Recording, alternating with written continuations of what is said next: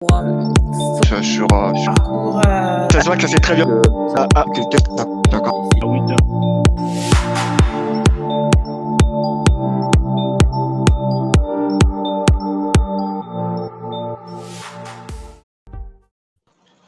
Bonjour à tous, bienvenue dans la saison 2 de Parcours Études. Donc, c'est une nouvelle saison qui vient de commencer. Et dans cette nouvelle saison, il y aura plein de surprises pour vous. Donc, il y a déjà 3 concepts que je suis en train de mettre en place. Le premier, c'est celui que vous connaissez bien, le fait de pouvoir retracer et parler des expériences académiques des étudiants étrangers. Ben, le second concept, en fait, va se baser en fait sur, ce sera de vidéos à titre informatif. Ça veut dire que si une personne et savoir comment faire pour venir en France ou comment faire pour renouveler ses papiers quand elle est en France. Donc, il y aura ces genres de vidéos et tout. Et le troisième concept, ce sera de live. Pourquoi des lives? Parce que là, on sera des cerveaux avec mon invité Merveille, mais dans les lives, on sera nombreux, donc il y aura plusieurs cerveaux pour réfléchir sur un sujet précis. Question de partager des arguments, des contre-arguments aussi. Question de confronter un peu tout le monde afin de aboutir à un truc déconstruit. Donc aujourd'hui, je vais recevoir Merveille. Merveille, je commence toujours par remercier mes invités et merci d'avoir accepté de participer à l'émission. Tu es mon premier invité pour cette nouvelle saison, en l'occurrence la Ok. saison 2. Du coup, Merveille, je vais te laisser te présenter. D'accord, donc merci Van pour l'invitation. Du coup, je suis Merveille, donc je suis originaire de la République du Congo et donc je suis en France depuis 3 ans déjà pour la suite de mes études et donc j'ai d'ailleurs terminé. Donc présentement, je suis en fin d'études. Voilà. D'accord, Merveille. Bah, du coup, juste pour les auditeurs, c'est lequel des Congo en fait? Disons que c'est la République du Congo, la petite voisine juste à côté. D'accord, Congo Brazza pour être plus précis pour ceux qui, parce qu'il y en a, Voilà. ouais, ils connaissent ça sous Mm. voilà, sous Voilà. ouais, Mm. cet acronyme ou, ouais. Ben, du coup, Merveille, bah, tu quittes la République démocratique, la République, la République du Congo. Bah, en fait, moi, je suis Ouais. originaire de la République démocratique du Congo, donc, Ouais. comprenez-moi. Ok. Bah, du coup, qu'est-ce qui t'a poussé à pouvoir déjà quitter le pays? Est-ce qu'il n'y avait pas d'autre solution qui s'est présentée à toi à l'époque pour pouvoir faire d'autres choix, en fait? Alors ça, c'est une belle question. Alors, du coup, donc, déjà, moi, je viens dans un contexte que je dirais assez particulier parce que en gros, je viens en France après mon bac. Donc, non, plutôt après mon master, désolé. Donc, du coup, j'ai fait un master en sciences naturelles. C'était un master professionnel dans le domaine de l'enseignement. Donc, j'étais certifié comme professeur des lycées en sciences de la vie et de la terre, en fait. Alors, Ok. du coup, c'est suite à ce master que j'ai obtenu, donc c'est la promotion 2017, en fait, que j'ai obtenu. Je me suis dit, je m'étais déjà dit, même quelques années avant l'obtention de mon master, que je Ouais. voudrais me spécialiser en écologie parce que les thématiques liées à l'environnement, ça m'intéressait beaucoup. Donc, j'avais déjà un projet que j'ai essayé de mûrir tant bien que mal avant la fin de mon master. Donc, en gros, après avoir obtenu mon master, donc promotion 2017, ben, je me suis dit que finalement, la France serait un cadre idéal pour faire une formation en écologie proprement dite. Ouais. Et personnellement, ce qui m'a motivé à venir en France, donc ici à Montpellier, c'est que Montpellier, je suis arrivé en 2019, donc c'est en cette année-là, cette période académique-là, ben, Montpellier, Ouais. c'était la première formation au monde en écologie. Donc c'était vraiment Oula. pour moi, ouais, c'était pour moi un grand défi et autres quand j'essayais de voir le classement Shanghai des universités ou des formations, ben, la formation en écologie de Montpellier était la première au monde. Donc, ça m'a vraiment motivé et j'ai candidaté à ça. Et finalement, j'ai été pris pour réaliser un master 1 en biodiversité, écologie, évolution. Et donc, je suis arrivé en 2019 pour faire cette formation-là. Mm. Ok, donc du coup, c'était la première année quoi pour d'écologie, en gros, pour tout le monde, ouais. Mm. Ouais, oui, oui, carrément, c'était la première année master, donc, puisqu'il y a, en gros, il y a plusieurs parcours, du coup, au master, et spécifiquement, le premier semestre, ben, c'est en tronc commun de 13, en tout cas, une dizaine de D'accord. parcours Ok. de biodiversité, écologie, évolution. Voilà. D'accord. Bah, en fait, avec ton parcours, déjà, je constate que tu as pu faire l'université au pays. Ouais. Donc, tu es en gros le contraste entre l'Europe, en l'occurrence la France et ton pays, bah, tu sais le voir. Est-ce que tu pourrais nous dire qu'est-ce qui pour toi, c'est quoi le grand fossé en fait, si je pourrais dire, entre les deux, toi qui as fini l'université là-bas et qui t'es Mm, arrivé ici en France et tu continues encore tes études. mm, mm. Alors. Ben, ce que moi j'ai découvert de nouveau, par exemple, c'était Ouais, le fameux ENT, l'espace numérique de travail, que je n'avais ah, pas, ouais, que je n'avais pas forcément quand j'étais chez moi. Donc, ouais, c'était de savoir que tout était centralisé dans cet espace numérique de travail. Donc, il fallait un certain temps pour le prendre en main. Il fallait consulter l'emploi du temps en avance parce que l'emploi du ouais, temps pouvait changer à tout moment. Et c'est vrai que ça, bah, je me souviens que le premier mois, oui, le premier mois ou les 2 premiers mois, ça a été ouais. assez galère en fait pour pouvoir prendre en main cet espace numérique de travail. Oui, je pense que c'était l'une des difficultés majeures dans le cadre, on va dire dans le cadre universitaire. Peut-être que j'en ai oublié d'autres, mais je dirais que ça, déjà, oui, ça a été un assez grand défi.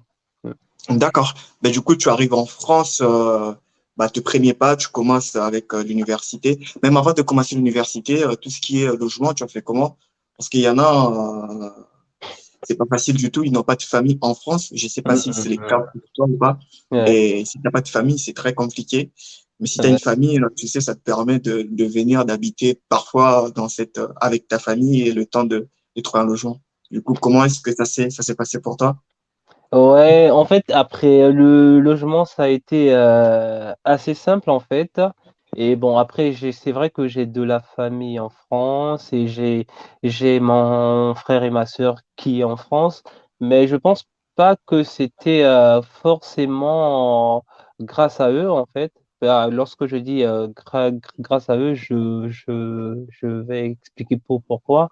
En fait, lorsque j'ai été accepté, en gros, j'ai passé ensuite, en plus de l'entretien Campus France, j'ai passé Ouais, un entretien avec les responsables de formation pendant que j'étais encore au Congo. Donc, lors de l'entretien, ben, on a abordé le sujet du logement. Ils m'ont demandé où j'en étais avec le logement. Ben, c'était une question qui venait à point. Et du coup, j'ai dit, ben, là, je n'ai pas de logement. Je dis, ben, je n'arrive pas à trouver un logement Crous et autres. Donc, là, je suis un peu bloqué. Et c'est l'un des responsables qui m'a en fait m'a envoyé une adresse d'une dame qui gérait le Crous international. Et c'est ouais, à partir de là que ça s'est facilement débloqué. J'ai contacté la dame et j'étais surpris. Ben, en moins de 2 semaines, une chambre m'a été attribuée pendant que j'étais encore au pays. Et du coup, il d'accord. fallait payer juste l'avance de 100 euros et autres. Et puisque j'ai de la famille ici, bon, ça a été plus simple. Et les virements qu'il devrait faire, ben, c'est mon frère qui le faisait. Donc, avant mon départ pour la France, ben, j'avais déjà obtenu un logement. Donc, D'accord. ensuite, lorsque je suis arrivé ici, et j'étais hébergé par une dame et son mari qui sont d'ailleurs très très géniaux. J'étais hébergé 2 jours et ensuite j'ai rejoint ma chambre. Donc c'était Ok. Bah, ouais, en très gros, rapide. t'étais plutôt bien informé parce que vu que Mm, t'as de la famille ici en France, t'étais mm, plutôt bien informé. Il y a tes frères et sœurs, ils connaissaient bien le système. Bah, juste pour les auditeurs, le Crous, en fait, c'est un organisme français mm, qui aide les étudiants à trouver des logements et plein d'autres mm. choses tout autour. Ouais. Donc, mais après, il est passé par là, tout comme Mm, plein d'étudiants, hein, mais c'est pas mm, tout le monde qui passe par le Crous. mm, mm. Il y en a qui peuvent passer par le particulier, en fait. Donc, le Ouais. particulier, c'est que depuis le pays, tu arrives à trouver un logement et qui n'est pas du tout pareil que le Crous. Mais Ouais. effectivement, il y a quand même plein d'avantages avec les Crous, non? Moi, je suis jamais passé par les Crous, en fait. Ah, d'accord, ok. Ouais. Ouais, ouais, après, il y a plein d'avantages avec le Crous. Déjà, ben, on est à Montpellier, les logements sont assez chers, en fait. Bah, après, je vais pas non plus dire que c'est autant cher qu'à Paris. À Paris, ça, Ouais. c'est autre chose. Mais les logements à la cité, à Montpellier, sont assez chers. Et du coup, au Crous, ben, ça va, tu ne vis pas cette réalité-là parce que j'étais dans un 9 mètres carrés et je payais 247 euros. Ça va. Ça va Ouais. pourquoi? Parce que on avait tous une allocation de la CAF, qui est la caisse d'allocation familiale. Pour le logement, Ouais. j'avais 86 euros d'allocation, donc ce qui me revenait, je pense, à 161 euros à payer. Ouais, environ 160 euros à payer. Donc, c'était, disons, abordable. Et après, Ok. après avec le Crous, ce qui est très bien, c'est que tu as un environnement étudiant, un environnement social qui est mis en place. Et du coup, ça te facilite vraiment l'intégration. Tu fais des rencontres avec plein de monde. Et déjà que Montpellier est une ville étudiante, en fait, il y a plein d'étudiants et c'est une ville très cosmopolite. Donc, tu as cette chance de rencontrer des étudiants qui viennent de partout, et ouais, et ça, je pense que ce cadre-là facilite grandement l'intégration. En tout cas, pour ce qui est de mon cas, ça a facilité cette intégration. Oui, bah, c'est très important ce que tu as dit. Bah, en fait, il y a un environnement social qui est quand même assez poussé, je dirais, au Crous, ce qui permet, Hum, en fait, bah, au début, quand tu arrives, de pouvoir te faire des connaissances ou prendre hum, part à certaines activités. hum, hum. Et du coup, pour toi, tu penses que le meilleur conseil que tu pourrais donner à un nouvel arrivant ou à un nouvel arrivant serait de pouvoir passer directement par le Crous, de faire l'effort de trouver un logement avec le Crous ou bien de passer par un particulier, dans la mesure du possible, bien sûr. Ouais, après, je pense que dans la mesure du possible, l'idéal Ouais, serait le Crous. Bon, après, ouais, tout en sachant que pour les étudiants étrangers, pour accéder au Crous, c'est à partir du Master 1, si je ne me je trompe sais pas. pas. Non, Ouais, mais donc, aucune idée. voilà, donc ça élimine un peu tous les licences Ouais, et autres. Mais je pense que dans la mesure du possible, ben, le Crous peut être une très belle aventure parce il y a des activités associatives et autres. En gros, tu ne fournis pas assez d'efforts pour aller rencontrer les gens. Par exemple, moi, j'étais dans un 9 mètres carrés, donc la cuisine était ouais, commune. Ben, du coup, la cuisine était déjà un lieu de rencontre où on se rencontrait ok. pendant que l'on faisait à manger, on discutait, on tissait des liens et au final, on organisait des soirées. Donc, on faisait plein de choses. Et il y a des activités culturelles, il y a des activités sportives. Et donc, je pense que c'est vraiment, je conseillerais pour la personne qui peut euh, accéder au courses, bah, ouais, je vais vivement conseiller à cette personne, ouais, d'intégrer le course, ouais. Oui, parce que c'est très important de parler de l'aspect social, parce que c'est ce qui aide aussi, en fait, ça façonne une certaine construction en Europe, en France, en l'occurrence, en tant qu'étudiant, parce que quand tu arrives, tu vas pas rester seul dans ton coin. Donc, il Mm, faut mm, bien trouver de façon de pouvoir t'intégrer. Et mm. du coup, je crois que toi, bah, par défaut, quand tu es arrivé, bah, c'était le Crous, donc ça t'a permis de faire du monde. Est-ce que socialement parlant, tu trouves que tu n'as pas du tout rencontré de problème, ça a plutôt été simple pour toi, quoi, de s'intégrer. Et est-ce que cette intégration sociale, elle était avec les locaux ou bien avec une certaine communauté un peu, tu sais, je dirais, communauté congolaise ou communauté, voilà, ou d'autres communautés, hein, qui pourraient être Hmm. communauté ivoirienne, d'autres communautés. En gros, Ouais. les étrangers. Ouais. Bon, après, en gros, je dirais que ouais, j'ai eu des mauvaises expériences, mais j'en ai pas eu beaucoup. J'en ai pas eu beaucoup et c'était pas des expériences à marquer une vie en fait. Bon, ce sont des expériences, des mauvaises expériences comme on peut en rencontrer où que l'on soit hein, sur le globe, donc ça va. Et par contre, l'intégration, bah, en fait, le mot intégration dans son sens propre. Hein, voilà.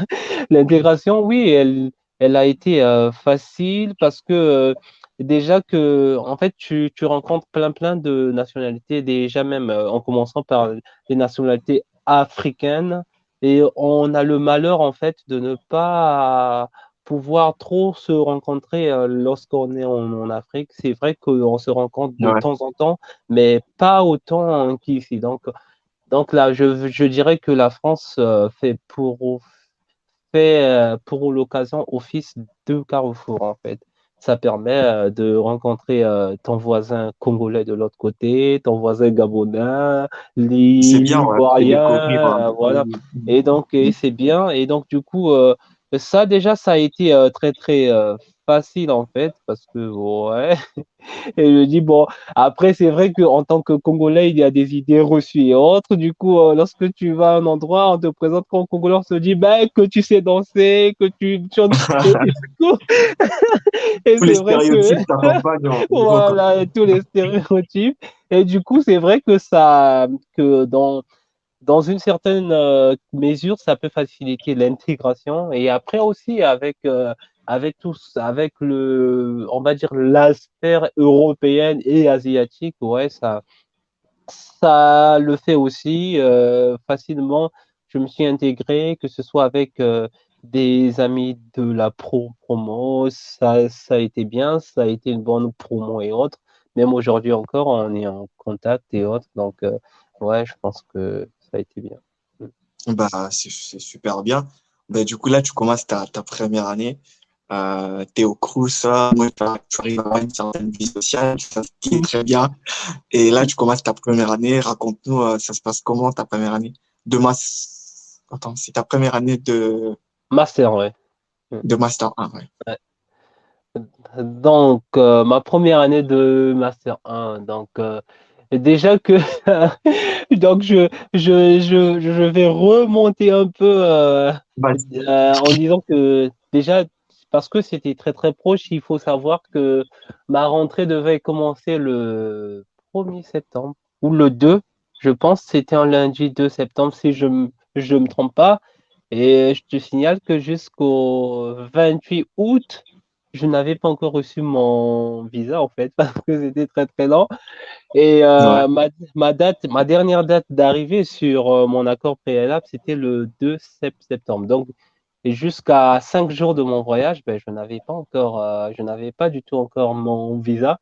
Et finalement, mon frère avait décidé de prendre un billet en avance parce que il Ouais. fallait arriver avant le 2 septembre et que en fin août, c'est vraiment la haute période où il n'y a quasiment plus de place et c'est une vraie galère pour trouver une place parce qu'il fallait Ouais. arriver avant cette date-là. Et finalement, il avait obtenu un billet assez spécial sur Kenya Airways parce que Ouais. je dis assez spécial, tu comprendras pourquoi en fait. Et en gros, j'ai finalement obtenu mon visa le 29, le 29 août Hum. pour, et le voyage était prévu le lendemain, donc le 30 août. Alors Oula. seulement, et ce, et ce billet, J'imagine en que fait, vous étiez à des doigts de pouvoir soit repousser le voyage ou annuler le billet carrément parce que vous mais n'étiez pas sûr. non, Ouais. ouais, en fait, déjà que c'était le seul billet qu'il avait pu trouver, alors on pouvait pas l'annuler, déjà que c'était pas un billet changeable ou remboursable. Donc, mais Ah, ce billet, donc, je quittais Brazzaville le 30 septembre. Non, le 30 août à minuit. Je suis passé par Kinshasa, on a fait un escale. Et de Kinshasa, on a toute la nuit jusqu'à Nairobi. Donc, on est arrivé de minuit, on est arrivé à 7 heures à Nairobi et que je Ouais, devais patienter toute la journée à l'aéroport de Nairobi. C'était épuisant, mais hyper épuisant. J'ai passé ma journée à Nairobi. J'ai pris mon vol pour Paris à 23 heures à Nairobi. Et du ouais. coup, ensuite, j'ai fait Nairobi-Paris de 23 heures jusqu'à 6 heures du matin. Ben, déjà, j'étais de vendredi à dimanche. Et dimanche, finalement, je suis arrivé à Paris. J'étais déjà fatigué. Et ensuite, j'ai passé la nuit à Paris lundi. Donc, c'était le 2 septembre, en fait. Le lundi, ben, et on avait une réunion tôt le matin. Je ne pouvais pas assister parce que je prenais Ouais, mon train pour Montpellier ce matin-là.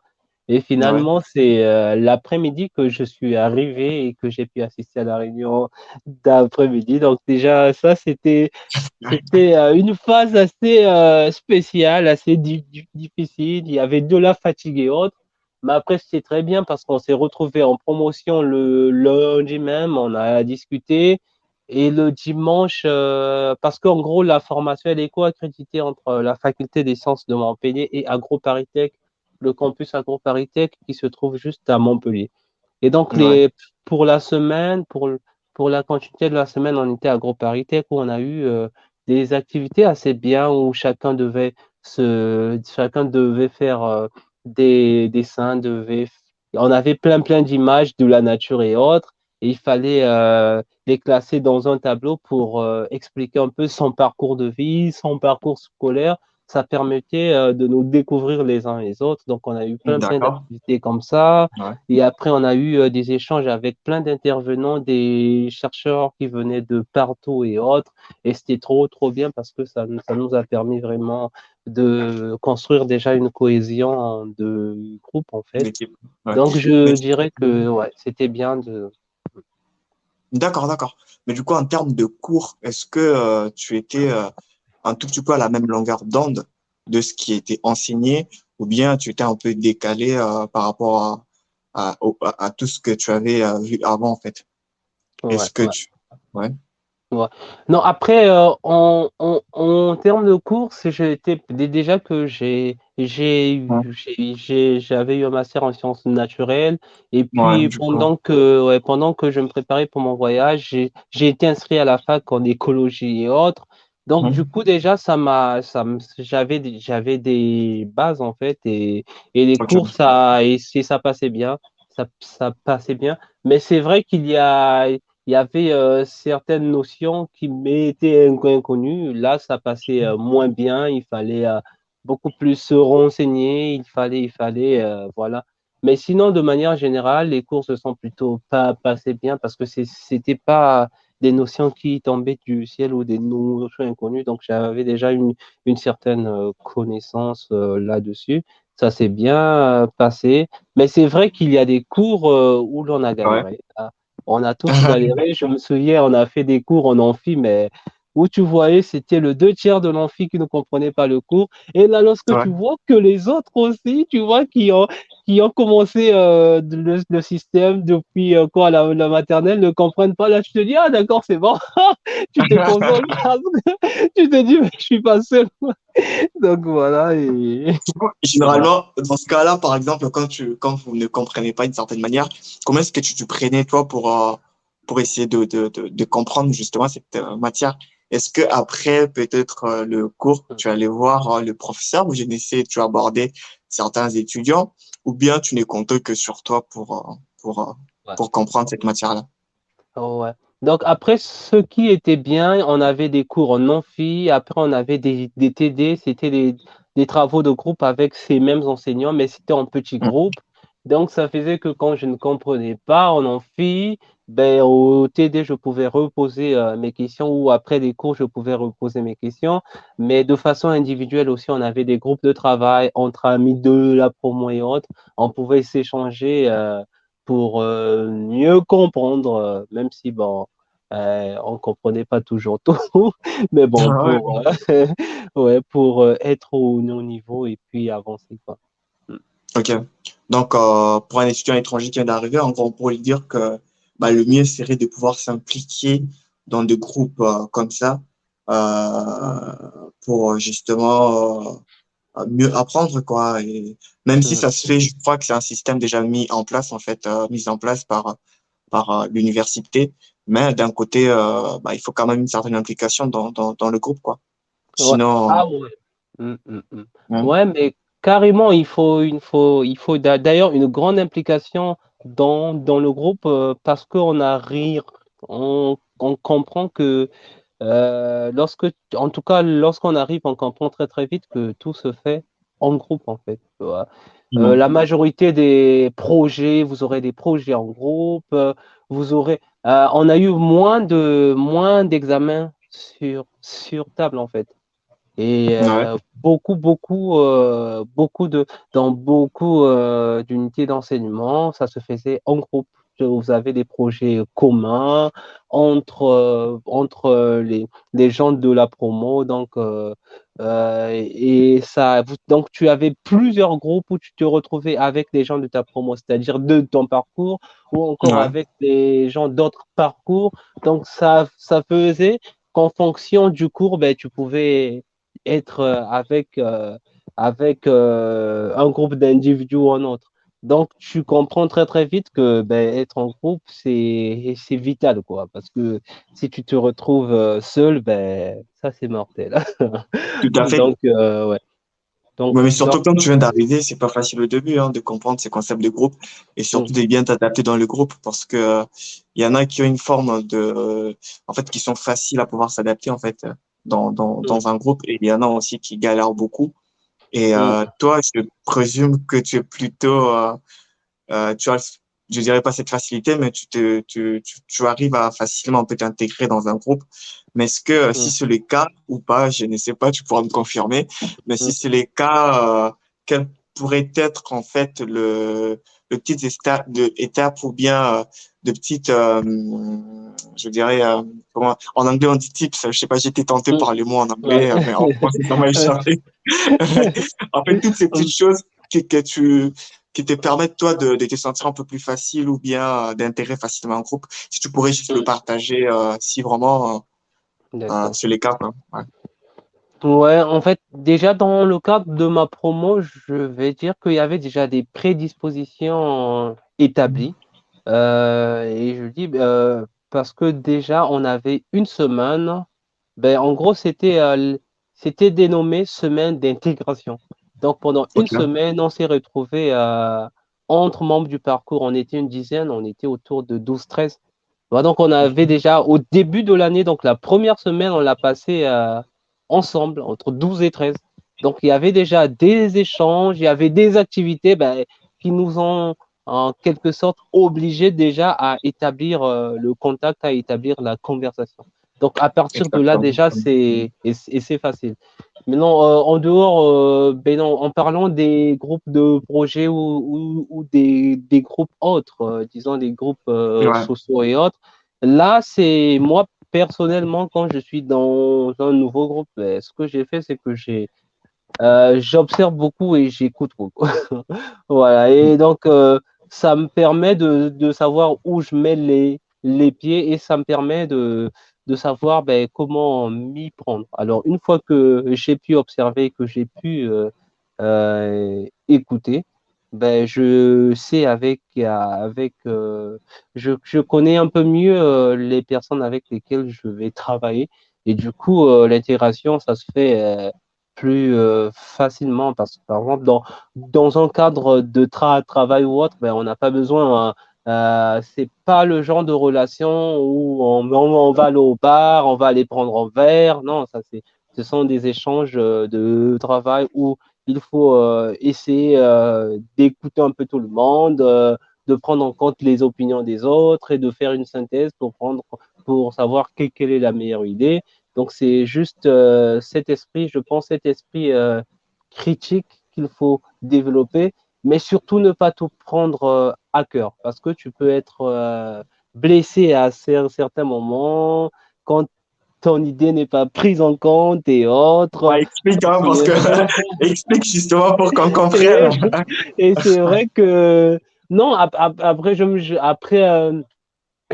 dis que c'est par exemple assez, disons, assez naturel en fait pour des pour des personnes qui ont fait 3 ans de parcours académique ensemble, ben, ils vont communiquer mieux en fait qu'avec toi qui viens d'arriver en fait. Donc la tout à fait. tendance serait à communiquer mieux entre les personnes qui ont passé 3 ans ensemble. Donc, je pense que ça, tu dois pas être assez offusqué ou blessé lorsque ton idée n'est pas forcément prise en compte. Je pense qu'il faut juste avoir la force de caractère quand tu penses que ton idée elle est bonne, de revenir là-dessus, d'argumenter, d'échanger et autres. Tu vois, pour ne pas te retrouver blessé, offusqué, parce que mon idée n'a pas été prise en compte. Et voilà. Donc, c'est un exercice qui est très, très, très important à faire parce que j'ai vu beaucoup de gens qui ont été très offusqués parce que Ouais. leurs idées n'ont pas été prises en compte, mais bon, voilà. Et voilà. Après, il y a aussi, bah, je vais revenir sur ça, mais juste pour récapituler un peu, bah, en gros, d'après ce que j'ai compris, donc il faut Mm, avoir une certaine observation quand tu arrives dans un groupe. Tu observes d'abord les personnes avec qui ça pourrait passer aussi, parce que c'est pas avec tout le monde que ça passe pareil. ouais, ouais. Et ensuite, avoir un esprit critique surtout, ben, ça veut dire que même envers tes propres arguments, donc Mm, avoir cet esprit critique. Et ensuite, la troisième chose que tu as dite, c'était d'avoir la force des caractères. mm, Donc, mm, ça veut mm, dire que bah, essayer de ne pas tout encaisser. Ça veut dire que les gens ne ouais. vont pas forcément accepter tes idées ou bien tout ce que tu Mm, pourras avancer comme argument. mm, Et après ça, je voulais tomber sur la culture aussi parce que mm, c'est mm, vrai que quand tu arrives, tu es face à des personnes qui sont différentes culturellement parlant. Donc, non, c'est normal que tout ne passe pas d'un coup. mm, mm, Et, et c'est un peu comme, en fait, culturellement parlant, c'est un peu comme l'exemple que tu as donné. Toutes les personnes qui ont passé, un groupe de personnes qui a passé 3 années ensemble, ben, sera un groupe très efficace, très où ils pourront, bon, ils auront des habitudes en fait que toi tu mm, n'auras pas. Et quand tu ouais. vas arriver, ça te prendra du temps. Donc je transpose ça un peu dans la culture. Ça veut dire que Mm, quand on arrive ici, ben en fait les gens culturellement ils ont une certaine habitude, ouais. certaines habitudes plutôt. Et quand toi tu arrives, tu ne connais pas encore les codes sociaux Mm, et ce qui est très difficile. Donc du coup c'est normal que tu te fasses pas comprendre d'un coup. C'est pourquoi je voulais insister sur comment est-ce que toi, tu as fait dans le groupe, justement parce que tu venais d'arriver. Et ouais. c'est bien tout ce que tu as développé, Ouais. c'est très bien, j'ai beaucoup apprécié. Mais tu vois que culturellement Mm, parlant, il y a beaucoup de choses qui se passent. Donc, il ouais. faut être prêt. Surtout, j'ai apprécié la force des Mm, caractères que tu as ouais. sorti là. Donc, ouais. Ouais, ouais. Ouais, et c'est vrai que culturellement parlant, en fait, culturellement parlant, et c'est vrai que qu'il y a des différences, il y a des mots qui ne veulent pas forcément dire la même chose. Et moi, je me souviens une fois, et j'ai été avec une amie, en fait, elle est française, du coup, elle avait un short qui était beau, en fait. Et je lui dis, ben, ah, ben, tiens, tiens, tu as une belle culotte, tu vois. Elle m'a regardé d'une façon parce que ben culotte chez moi au Congo, ça veut pas dire la même chose qu'ici en Ouais. France. Tu vois, Ouais, elle m'a tout à fait. regardé d'une des façons, elle m'a dit quoi, tu as vu ma culotte? Et puis j'ai dit oui. J'étais non, le chante en fait. Et elle dit, ah d'accord. Donc tu vois, il y a déjà je pense qu'il y a ces petites subtilités qu'il faut forcément apprendre. Après, effectivement, à la force de caractère et esprit critique, je pense qu'il faut l'avoir pour ne pas prendre des raccourcis. Ben, il faut Mm. tout simplement se dire que dans la vie, on ne peut pas être ami avec tout le monde. Tu vois, même Exactement. chacun de nous, il y a des personnes en rencontre, même déjà dans nos pays et dans nos contrées respectives, il y a des gens que l'on rencontre, ben, ça ne passe pas. C'est-à-dire Mm. que je n'ai aucune haine envers la personne, mais c'est juste que, comme chez nous, on dit que ben, nos étoiles, voilà quoi. Tu vois, mais ça ne passe pas. Donc, je pense qu'il faut juste ben, accepter que, par exemple, un occidentaux ben, face à un Africain, que le courant ne passe pas forcément. Mm. C'est-à-dire que vous vous saluez autre, mais sans être amis, tu vois. Tout à Éviter fait. de prendre des raccourcis du type il est raciste. Mais, non, c'est juste que il a en face de lui une personne et c'est pas avec toutes les personnes qu'il va être ami. Mm. Et une fois que tu Exactement. comprends ce principe-là, je pense que tu vis mieux tes relations humaines parce que personnellement, même au sein de la promo, ben, je ne suis pas ami de la même façon avec tout le monde. J'ai pas le même attachement avec tout le monde. Donc, et c'est vice versa. Donc, une fois que tu as compris ces principes-là, même dans un projet de groupe, ben, tu seras par exemple plus proche d'un individu que d'un autre. Et ce sont les Exactement. relations humaines et ça se passe comme ça. Et voilà, il faut l'assumer. Mm. Tout à fait. Donc, du coup, là, ta première année, elle s'est plutôt bien passée, on va Mm, dire. mm. Elle s'est Et plutôt bien passée, oui. Mais je t'ai pas parlé du climat. Ouais, vas-y. ouais, après c'est le froid, tu vois, ça a Ah, été, ouais, ça a été assez difficile et je me souviens, la première année, pendant une année, j'ai pas pu dormir avant 0 heure. Je sais pas pourquoi, mais avant minuit, je pouvais pas dormir.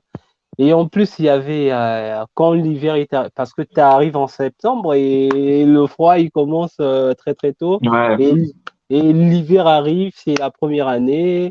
Il y a entre les cours et l'hiver, le froid. Et c'est vrai que ça, c'est une expérience assez spéciale où ça peut aussi être assez galère, oui. Mm. Mm. Non, mais c'est vrai, hein, ce que tu dis par rapport à la météo, par rapport au climat plutôt.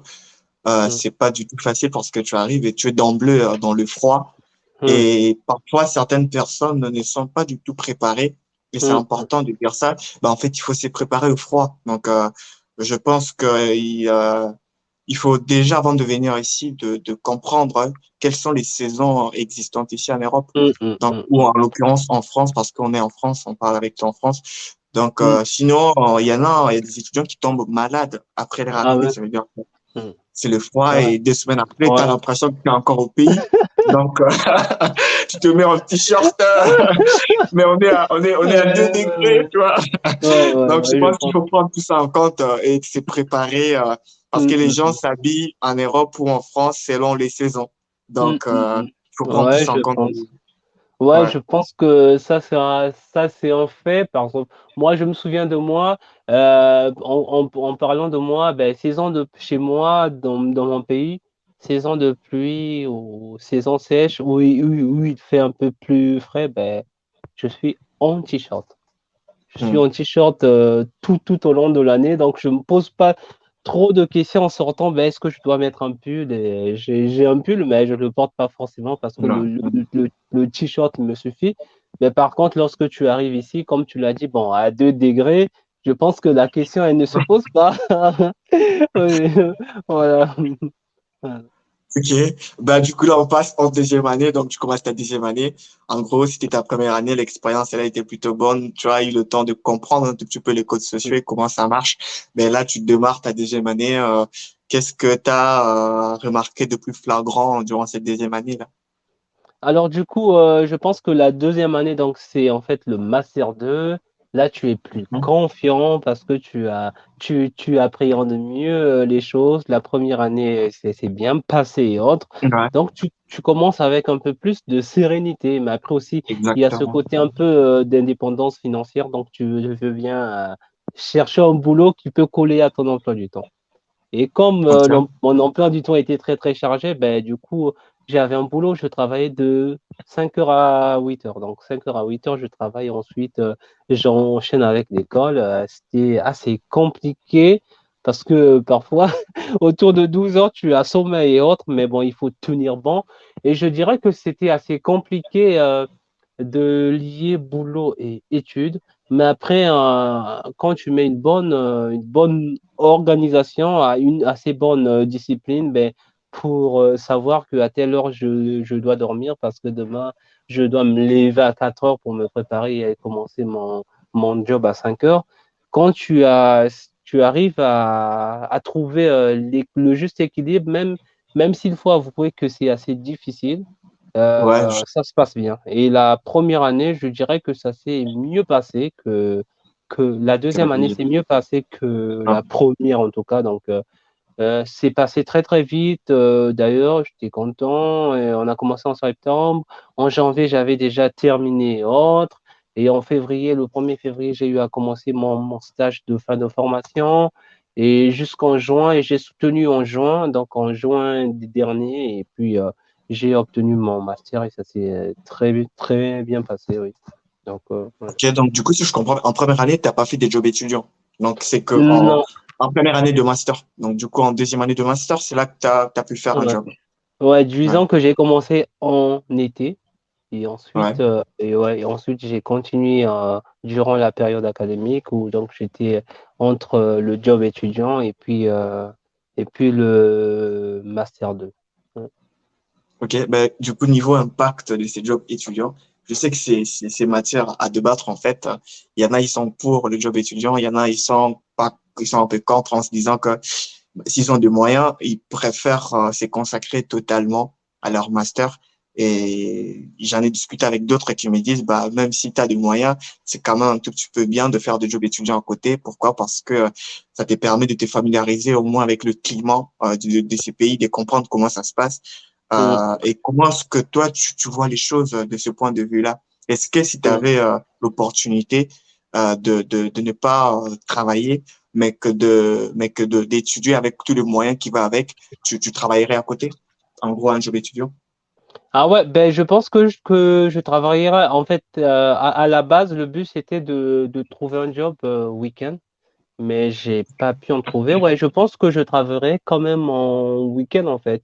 Et après, je pense que passer par ces jobs étudiants, c'est aussi une école de la vie en fait, parce que en fait, ça te pousse à avoir un certain déclic où tu te dis, waouh, qu'il faut vraiment, il faut vraiment que je réussisse ma vie, quoi, tu vois, parce que tu te rends Mm. compte, ben, en tout cas, il y a beaucoup de jobs étudiants qui sont, entre guillemets, assez précaires, précaires dans ce sens où tu ne fais pas forcément ce pourquoi tu étudies. Donc, tu es soit dans l'entretien, dans la manutention et autres, et tu te Et dis la plupart du temps, vraiment, c'est ça, en fait. Ouais. voilà, donc la plupart du temps, et c'est ça, tu te dis, Mm. waouh, j'aimerais pas finir ma vie en faisant ça. Donc, du coup, il y a un certain déclic, tu deviens un bon penseur et philosophe, tu te dis, ben non, je Mm. dois vraiment, je dois vraiment faire, je dois réussir mes études et me trouver une situation convenable et décente. Donc, je pense que passer par ces jobs étudiants, c'est vraiment une école, c'est une belle expérience. Mais bon, après, chacun peut donner son avis là-dessus. Mais ce qui me concernant, je dirais que ça a été nécessaire. Ouais. Ouais, mais si ça a été une belle expérience, du coup, ça t'a apporté quoi qui a fait que ce soit une belle expérience, en fait, dans la vie ou voilà. Alors, ouais. Alors, ça va paraître assez ambivalent ou je sais pas, un peu paradoxal, mais en fait, quand je dis une belle expérience, c'est parce que ça a été dur, en fait, tu vois. C'est, Ah, je d'accord. dirais, J'ai ouais, je capté dirais ce que tu veux que, dire. ouais, Ouais. ouais, que ce sont ces galères qui te font dire à la fin, tu essaies de capitaliser, tu te dis, waouh, ces galères m'ont permis d'avoir une vision assez différente, de vraiment, de vraiment être plus focus sur ma formation et que je dois impérativement réussir pour ne pas vivre ces situations-là ou ces galères-là dans l'avenir. Donc c'est vrai, je dirais, c'est dans ce sens-là que je dis que ça a été une belle expérience. Ok, mais c'est pas du tout ambivalent, hein. Je trouve que c'est bien Mm, argumenté de ta part et ça pourrait mm, être l'une des raisons aussi, en fait, mm. qui va pouvoir y pousser une personne à faire mieux dans ses études parce que Ouais. justement, elle ne voudra pas vivre comme ça toute sa vie, quoi, faire des jobs étudiants Mm, mm. et autres. Ouais. Donc, du coup, voilà. Et après ton master 2, tu as fait quoi? Alors, du coup, après mon Master 2, du coup, j'ai commencé à candidater sur certains postes en français à l'international et autres. Mais après, Ouais. puisque j'ai réalisé un stage de fin de formation en télédétection et que j'ai toujours voulu me spécialiser en géomatique, en gros, c'est vraiment la partie, c'est l'informatique de la géographie, tout ce qui est système géographique, Ouais. cartographie, télédétection, gestion de bases de données, ça passe aussi un peu par les data science Mhm. et autres. Donc, j'ai toujours voulu me spécialiser en ça. Du coup, j'avais candidaté un master spécialisé qui est en gros l'équivalent d'un bac plus 6. Ça se fait en une année, en fait, en géomatique. Et du coup, après, j'ai enchaîné sur ce master. C'est, c'est un master, voilà, un master spécialisé. Et du coup, j'ai enchaîné sur ce master spécialisé ben, une année et j'ai terminé en avril dernier. Et là, je vais terminer mon stage le mois prochain. Du coup, là, je suis en train de candidater voilà quoi. C'est un peu la partie Ok. après Ok. formation et autres. D'accord. Et ben du coup, tu as pu faire certains. C'est ton premier stage que tu es en train de faire, quoi. En France, on va dire. Non, c'est mon Ah, troisième. Parce que ah troisième. Ouais. j'ai fait un stage en Master 1, mais là, j'ai travaillé avec mon ancienne équipe au Congo, avec l'un de mes profs au Congo. En Master 2, j'ai fait un stage de 6 mois où j'ai travaillé avec un chercheur de l'IRD. C'était dans un projet, donc en télédétection. Et actuellement, je travaille avec un chercheur du CIRAD et je travaille sur une thématique du Sénégal, où j'ai d'ailleurs été pendant 2 mois. Je suis rentré en mi-juin. Donc, j'ai été au Sénégal pendant 2 mois et je suis rentré. Et là, je suis sur Montpellier pour terminer ce stage-là. Ah, au Sénégal, dans le cadre de ton stage toujours, quoi. Ouais. Oui, tout à fait. Ouais. Donc, D'accord. ça a été un peu, on va dire, la belle parenthèse. En gros, ouais, je pense que c'est un peu ça les avantages et autres, parce que en faisant un stage ici en France, ben, tu vois, il y a un peu tous les frais qui sont pris en charge et autres. Ouais, c'est ce bon côté-là qui est sympa. Après, c'est un stage assez particulier, tu vois, qui te permet, toi, de pouvoir voyager. En fait, c'est pas dans Justement. tous les domaines où l'on fait Ouais, des stages justement. comme ça et qu'on arrive à voyager. Donc, Ouais, ouais. ouais. Forcément, c'est pas dans tous les domaines parce que déjà le master que j'ai eu à faire, c'était ouvert à l'international. Et Ouais. mon stage de master 2 que j'ai eu à faire, c'était une thématique sur les forêts, une thématique ouais, sur les forêts du nord de la République du Congo, donc du nord de mon pays. Ah, J'ai eu la chance de travailler avec un chercheur qui travaillait dans ces zones-là. Et donc, il y avait un voyage pour moi qui était prévu au Congo, mais malheureusement, le Covid, hein, ah, voilà, je et comprends mieux. je n'avais pas pu y aller. Ouais. Ouais. Mais du coup, en parlant de ces stages ici en France, comment est-ce que ça a été facile pour les avoir? Ou Mm. bien ça a été un peu compliqué? Parce que je sais qu'il y a cette réalité en France où il faut postuler pour trouver des stages et Mm. c'est pas du tout évident. Mm. Et Mm. comment est-ce Mm. que ça s'est passé dans ton cas? Ouais, en fait, l'année la plus dure, c'était la première année. Et c'était plus Ok. dur, pourquoi? Parce que très tôt, j'avais trouvé mon stage. Mais il y avait une succession d'événements assez malheureux qui ont fait que le stage que j'avais trouvé a été annulé, pardon. J'ai contacté certaines personnes finalement pour pouvoir trouver un stage parce que je m'intéressais à des problématiques assez particulières. J'avais con- Hmm. que j'avais contacté des dames, des messieurs aussi, et c'était sur la bonne voie, mais à la dernière minute, c'était annulé, soit parce qu'il n'y avait pas de financement, soit parce que mes périodes de stage ne correspondaient pas avec leur projet. Et finalement, j'avais trouvé un stage à Madagascar. Donc, je Ok. devais partir pour Madagascar, et c'est justement à ce moment où le premier confinement est arrivé. Ah. Et nous, Hmm.